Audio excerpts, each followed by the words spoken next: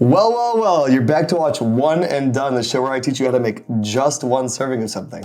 Today we're doing paella. This is normally served in like a giant paella dish, but I know you don't have one of those. So we're gonna do it in a small skillet, and it's gonna be absolutely delicious. This is a classic Paella Valenciana. I know you don't have a paella pan because you're cooking alone. You don't even have friends. So get rid of that and grab the smallest skillet you have. This is just a tiny little stainless steel skillet. This is gonna be perfect for what we're doing. Keep it on medium, and we're gonna go in with a good amount of olive oil. Olive oil is super key in a dish like paella. It's gonna seem like too much, but it's not. We're also gonna salt the olive oil, which is sort of a traditional thing in Paella Valenciana. Now, while that's warming up, we're gonna grab our chicken thigh here. Traditionally, it's chicken, rabbit, snails even.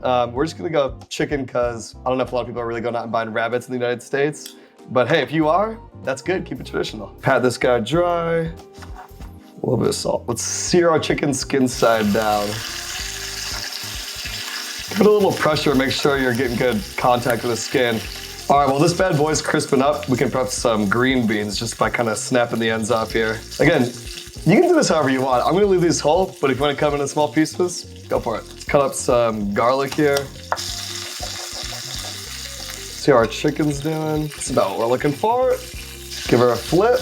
Go with our beans. Do these for a few minutes, and then we'll throw in the butter beans. You can also use lima beans or runner beans, whatever you have available to you. Our beans are getting some color on them. We're gonna go in with some garlic. We're just gonna cook this for about 30 seconds. We don't want it to get too dark. Let's go in with some smoked paprika. Toasting the spices is just gonna make it way more aromatic. I'm gonna bloom some saffron in a little bit of warm water. Saffron is these little baby threads here that come from the center of a flower. If you don't have saffron, you can just stick with paprika, but this is sort of the key ingredient here. Take a tomato, cut it in half, and grate it right into your paella. This is optional, but I'm gonna throw in a sprig of rosemary here.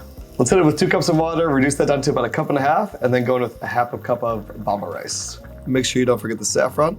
Bamba rice is the best rice for paella, but if you can't find it, go ahead and use arborio rice. Bamba rice and arborio rice, you don't really want to rinse. You want to keep the starches in there so they settle to the bottom and form the socarat, which is sort of like the crispy bits on the bottom of the pan. This thing's been ripping for about 5 minutes. I'm just going to turn the heat down to sort of like a medium. All right, so this has been going for about 15 minutes.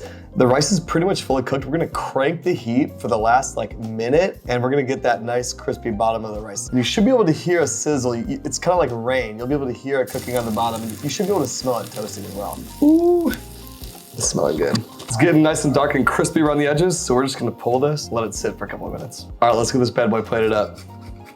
See that? That's the socarat, the crispy rice. Some green beans. This is just one style of paella. If you wanted to do like some seafood, you could do a paella mixto, some shrimp, shellfish, whatever you want really. All right, let's give it a shot.